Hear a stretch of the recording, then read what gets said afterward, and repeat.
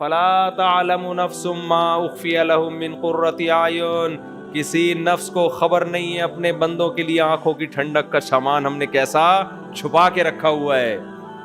تبھی تو شہداء کی کرامتیں اتنی ہیں، بہت سارے شہداء کے واقعات ہیں کہ دنیا سے جاتے ہوئے ان کو اللہ نے جنت دکھائی ہے، دنیا سے جاتے ہوئے جنت نظر آئی ہے، انہوں نے بتایا ہے لوگوں کو۔ میں اکثر اس موقع پر ایک واقعہ بیان کرتا ہوں۔ عبداللہ ابن مبارک رحمہ اللہ نے غالباً اپنی بہت بڑے محدث سے اپنی کتاب میں یہ واقعہ لکھا ہے، تاریخی واقعات ہوتے ہیں نا، انہوں نے لکھا کہ یہ عبداللہ ابن مبارک تبع تابعین کے دور کے امام حنیفہ کے شاگرد ہیں اور بہت بڑے محدث ہیں۔ ان کا سارے محدثین بڑے احترام سے نام لیتے ہیں، امام بخاری بھی، امام مسلم بھی، امام ترمذی بھی، یہ سب کے نظر میں یعنی کہا جاتا ہے تاریخ میں واحد شخصیت ہیں جن پر کوئی بھی جرح ہے ہی نہیں سرے سے، ورنہ لوگوں نے امام بخاری کو بھی معاف نہیں کیا ہے۔ یہ جو بعض لوگ کیڑے نکالتے رہتے ہیں نا کہ فلاں نے فلاں کے بارے میں یہ کہا، فلاں نے فلاں کے بارے میں یہ کہا، لوگ بدگمان ہوتے ہیں بزرگوں سے، تو بھائی طنز تو امام بخاری پر بھی کیا ہے۔ اگر کوئی امام بخاری کے بارے میں نکال کے دکھانا چاہے نا فلاں نے امام بخاری کو یہ کہا، تو وہ ان پہ بھی ملتا ہے۔ تو صرف کتابوں کے حوالوں سے یہ ثابت کر دینا کہ فلاں نے فلاں پہ یہ نیگیٹو تبصرہ کیا ہے، اس سے اس کا فلاں کا برا ہونا ثابت نہیں ہوتا۔ اس میں یہ دیکھا جاتا ہے کہ یہ تبصرہ صحیح تھا یا غلط تھا، اس کو دلائل سے پرکھا جاتا ہے۔ لیکن آج بعض لوگ دنیا میں ایسے پیدا ہو گئے ہیں جن کا گندی مکھی کا کام گندگی میں بیٹھنا ہوتا ہے نا، بس ان کا کام ہی یہی ہے۔ انہوں نے بڑے بڑے اہل اللہ، بڑے بڑے بزرگوں کی حیثیت کو ختم کر دیا ہے۔ تو خیر، لیکن یہ عبداللہ بن مبارک ایسے ہیں، تو غالباً ان کا واقعہ ہے یا کسی اور بزرگ کا، کیونکہ میں نے بعض واقعات 15 سال 20 سال پہلے پڑھے ہیں، تو ان میں مجھے نام پوری طرح یاد نہیں ہے۔ تو انہوں نے اپنا واقعہ نقل کیا کہ ہم ایک لڑائی میں تھے میدان جہاد میں، تو ایک نوجوان، ہم اسے دیکھتے تھے دن میں روزہ رکھتا تھا، رات میں تہجد پڑھتا تھا، بہت تھوڑا آرام کرتا تھا، مجاہدین کی خدمت بہت کیا کرتا تھا، بہت زیادہ پرہیزگار تھا اور دن میں بڑی بہادری سے لڑتا۔ تو کئی دن ہو گئے، کئی ہفتے ہو گئے، ایک قلعہ فتح نہیں ہو کے دے رہا تھا۔ تو وہ کہتے ہیں کہ میری ڈیوٹی اس بندے کے ساتھ لگ گئی رات کو، کہ رات کو کچھ دیر یہ سوئے گا، میں پہرا دوں گا، پھر جب میں سوؤں گا تو یہ نوجوان پہرا دے گا۔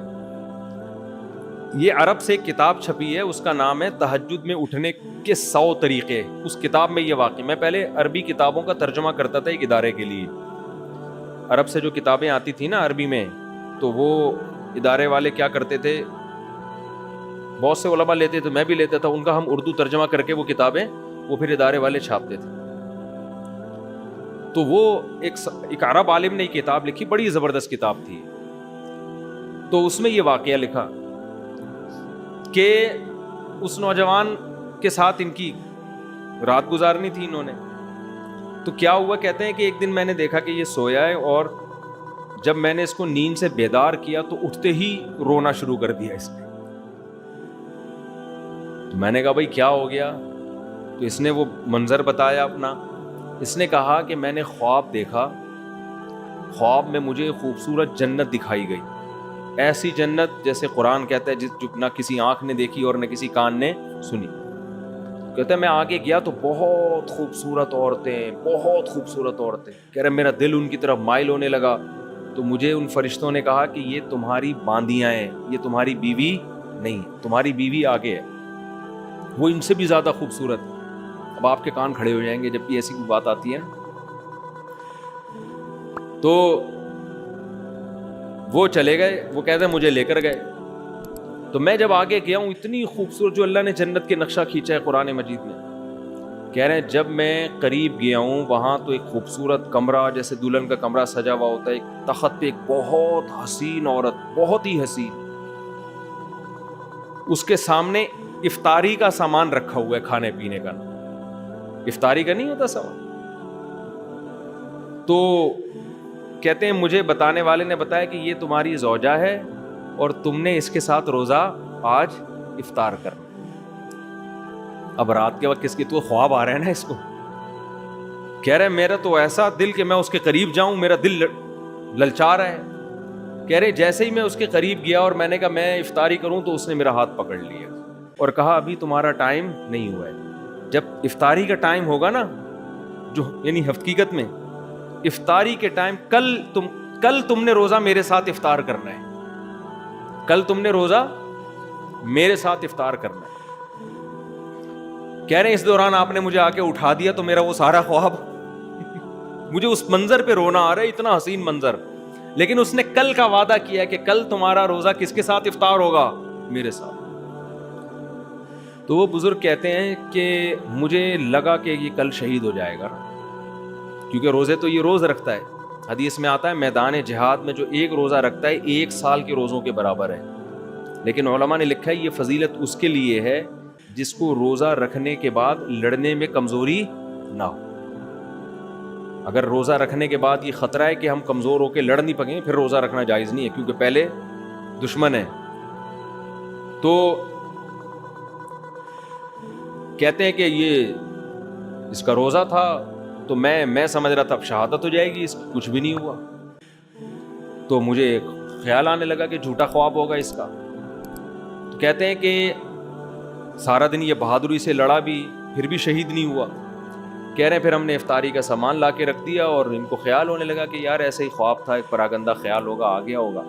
کہہ رہے ہیں ادھر یہ افطاری پہ بیٹھنے کا وقت آیا ہے, قلعے سے ایک تیر آ کے اس کے سینے میں لگا اور یہ وہیں کلمہ پڑھ کے شہید ہو گیا. اب وہ جو بزرگ تھے نا ان کی یہ غالباً عبداللہ بن مبارک تھے, کہہ رہے میری یہ کیفیت کہ میں نے تو یہ سارا خواب, یعنی اس نے مجھے سنایا تھا نا کہ این تمہاری مجھ سے ملاقات کب ہوگی, افطاری کے ٹائم.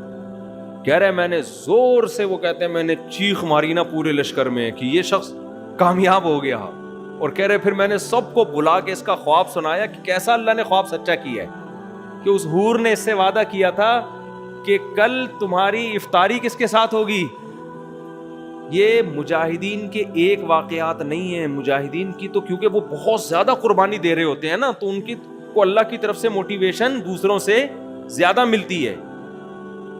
میں اکثر بتاتا ہوں نا, شہیدوں کے خون کی خوشبو میں نے اپنی ناک سے سونگھی ہے, ایک بار نہیں متعدد بار سونگھی ہے, ورنہ عقلی طور پر یہ پاسبل نہیں ہے کہ ایک آدمی شہید ہو رہا ہے اس کے بلڈ میں خوشبو آ رہی ہے.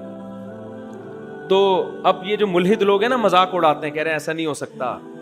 بھائی آپ جتنا مرضی مذاق اڑا لو, ہو سکتا ہے آپ سمجھ رہے ہو کہ میں جھوٹ بول رہا ہوں, جس نے سونگھی ہو وہ کیسے جٹلا سکتا ہے. اور میں ایک اکیلا نہیں ہوں اس پہ گواہ, آپ کو سینکڑوں لوگ دکھا سکتا ہوں جنہوں نے شہداء کے خون کی خوشبوئیں سونگھی ہیں. کتنے لوگ جھوٹ بولیں گے, کتنے لوگ. تو وہ کہتے ہیں کہ پھر جب میں نے مجاہدین کو یہ واقعہ سنایا ایسا ہوا, تو کہہ رہے اگلے دن اتنی بہادری سے سارے, دیکھو حوروں کا چکر ایسا ہے نا مرد ہر چیز پہ کمپرومائز کر لیتا ہے, عورت پہ کمپرومائز نہیں کرتا. تبھی تو قرآن حدیث میں آتا ہے, میں نے نبی صلی اللہ علیہ وسلم کی بخاری کی حدیث ہے کہ میں نے مردوں کے لیے اپنے بعد عورت سے بڑا فتنہ کوئی نہیں چھوڑا. اس لیے کہ مرد ہر جگہ کمپرومائز کرتا ہے, عورت کے فتنے میں جب آتا ہے برباد. اس لیے اس فتنے میں آنے سے پہلے بہتر ہے کہ ٹائم پہ شادی کر لو, تاکہ یہ فتنے کی ٹینشن سے نکل جاؤ. ابھی ایک صاحب کا قصہ میرے سامنے آیا, بہت کروڑ پتی ارب پتی آدمی کسی پہ لٹو ہو گئے, کسی لڑکی پہ ڈپریشن میں چلے گئے, خودکشی کے خیالات آ رہے ہیں, وہ لڑکی بھی دبا کے پیسہ کھا رہی ہے, شادی نہیں کر رہی. یہ شادی کے پیچھے پڑا ہوا ہے, وہ شادی نہیں کر رہی, وہ بھی گھنی بنی ہوئی کھائے جا رہی ہے. اس کے دوست اس کو سمجھا رہے ہیں, ابے لڑکی تیرے پیسے سے کو ختم کر کے, جب پیسہ ختم ہوگا نا تو لڑکی بھی جائے گی اور پیسہ بھی جائے گا. لیکن کئی مردوں کے دیوالیے ہو چکے ہیں, اپنی معشوقہ پہ پیسے اڑا کے پھر سگریٹ پینا شروع کرتے ہیں, پھر شراب پیتے ہیں, پھر ایسے غم میں بیٹھے ہوئے ہوتے ہیں, پھر مر رہے ہوتے ہیں, پھر محبوبہ کو تصویریں بنا کے بھیج رہے ہوتے ہیں, تمہارے غم میں دیوانہ ہو گیا, اس کی صحت پہ 5 روپے کا بھی فرق نہیں پڑ رہا ہو. یہ سمجھ رہا ہوتا ہے میرے مجنو جیسے بال اور کھلے گریبان, اور میرے یہ جو ایکس رے رپورٹ میں نے یہاں بنا لی ہے پوری پسلیاں, یہ دیکھ کے وہ پاگل ہو جائے گی. وہ پاگل نہیں ہوگی, سمجھ رہے ہو, بالکل بھی پاگل ہو گیا کہ تو عاشق ہے, میں تھوڑی عاشق ہوں. وہ آپ کو لوٹے گی مزے سے, اس کے بعد نچوڑ کو پتلی کری سی. میں نے تو ایک واقعہ یہاں سنایا تھا آپ لوگوں کو, ایک جاننے والے تھے, وہ عاشق ہو گئے تھے کسی لڑکی پہ, کمپنی کے مینیجر تھے, ینگ تھا وہ لڑکا, عاشق ہو گیا, اتنا عشق ہو گیا, لڑکی نے بھی پیسے دبا کے لینا شروع کیے اس سے. اب جناب شادی نہیں کر رہی کہ شادی ٹائم پہ ہوگی, وہی ایکچولی کر کے نا, ابھی ایجوکیشن ہے, ایکچولی وہ بھی ایکچولی کے چکر میں آئے ہوئے. تو ان کو لوگوں نے سمجھایا بھائی شادی کرنی رہی ہے, چھوڑ یار. اتنا پیسہ اس بندے نے لوٹا دیا اس کے اوپر کہ بالآخر کمپنی میں اس کی حاضریاں کم اور ڈیٹیں لگنی شروع. یہ مجھے خود انہوں نے واقعہ سنایا. بالآخر قصہ یہ ہوا کہ جاب لیس ہو گیا. اس کے عشق میں کیا ہو گیا, جاب. ادھر ٹائم زیادہ لگ رہا ہے, ادھر کمپنی نے نکال دیا. پہلے 2-3 وارننگ دی, نکال دیا. تو ان کو خیال ہوا کہ میری محبوبہ تو اب میرے اوپر اور عاشق ہو جائے گی کہ میری محبت میں تمہاری جاب بھی گئی. محبوبہ کو جیسے ہی پتہ چلا نا جاب لیس ہو گیا, اس نے فوراً ٹھینگا دکھا دیا. اس زمانے میں متحدہ کی بھی بڑی حکومت تھی, تو اس نے دھمکیاں شمکیاں لگائیں کہ میں یہ کر دوں گا, میں یوں کر دوں گا. لڑکی نے متحدہ والوں کو انوالو کیا, میں چترول لگوا دوں گی, تیری بوٹیاں بھی نہیں ملیں گی کسی. صحیح ہے نا. اچھا یہ لوگ چھپ کے نکاح بھی کر چکے تھے, رخصتی نہیں ہونے دی تھی, لڑکی ہوشیار تھی, چھپ کے نکاح بھی, تو طلاقیں بھی دلوا دیں. صحیح ہے نا. تو طلاقیں بھی اس کو زبان سے گن پوائنٹ پہ, لڑکی نے تعلقات, وہ ظاہر ہے اتنا پیسہ اس نے انویسٹ کر لیا تھا کہ وہ پیسوں سے اب وہ پٹائی بھی لگوا سکتی اسی کے پیسے سے. وہ بھی ہوشیار تھی, اس نے پیسہ کچھ کھایا, کچھ جمع کیا کہ اسی پیسے سے اسی کو بھی پٹواؤں گی جب یہ طلاق نہیں دے گا. تو اس کو پٹوا کے زبان سے طلاقیں بھی نکلوا دیں. اس بیچارے کو ہارٹ اٹیک ہوا ٹینشن میں, کم عمری میں, اور دل میں وال لگے ہوئے ہیں. یہ زندگی ہو گئی. خیر اللہ نے توبہ کی توفیق دی, دیندار بنا, اس کو احساس ہوا, دین پہ آنے کا ذریعہ بن گئی یہ چیز. اب تو ماشاءاللہ صحت مند ہے, صحیح ہو گیا. لیکن یہ ہوتا ہے, پیسے بھی جاتے ہیں.